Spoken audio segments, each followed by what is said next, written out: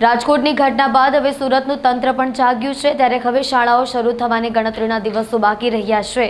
મનપા અને પોલીસની કાર્યવાહી બાદ હવે આરટીઓ પણ એક્શનમાં આવી ગઈ છે। ઉનાળુ વેકેશન ચાલી રહ્યું છે, ત્યારે હવે શાળાઓ શરૂ થવાની ગણતરીના દિવસો બાકી રહ્યા છે। ત્યારે પોલીસ દ્વારા સુરતમાં નીતિ નિયમોનું પાલન કરી રિક્ષા વેન ચાલકો દ્વારા કરવામાં આવે તે અંગે પોલીસ દ્વારા એક મીટિંગનું આયોજન કરવામાં આવ્યું હતું, જેમાં મોટી સંખ્યામાં હાજર રહેલા વાહન ચાલકોને નીતિ નિયમોનું બ્રીફિંગ કરવામાં આવ્યું હતું।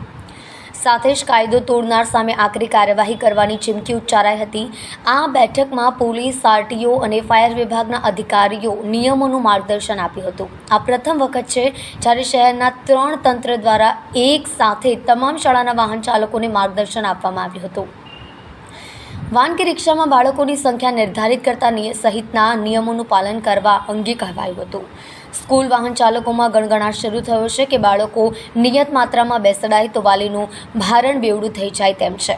પોલીસ અધિકારીઓએ કહ્યું, આજે પોલીસ હેડક્વાર્ટર ખાતે ટ્રાફિક પોલીસ શાખા ખાતે સમગ્ર સુરતમાં સ્કૂલ રિક્ષા અને વેન ચાલકોની મીટિંગનું આયોજન કરાયું છે। નીતિ નિયમો મુજબ કેપેસિટી પ્રમાણે બાળકો બેસાડવાથી લઈ નિયમોનું પાલન કરવા અંગેનું બ્રીફિંગ કરવામાં આવ્યું હતું। આ સાથે જ કાયદાનો ભંગ કરનાર સામે કાયદેસરની કાર્યવાહી કરવા અંગે પણ સૂચનો અપાયા હતા।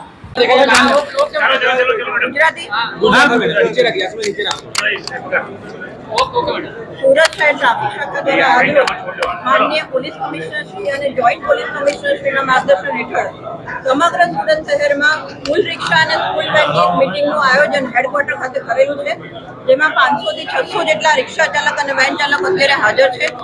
एमने एमना स्कूल और जे पण वेन चलावे छे एमां नीति नियमों मुजब ज केपेसिटी मुजब बाळको बेसाडवा साथे साथे जेटली पण गाइडलाइन आपवामां आवेली छे सुरक्षानी तमाम गाइडलाइननुं पालन करवा माटेनी सूचनाओं और साथे साथे एक ब्रीफिंग पण करवामां आवेलुं छे।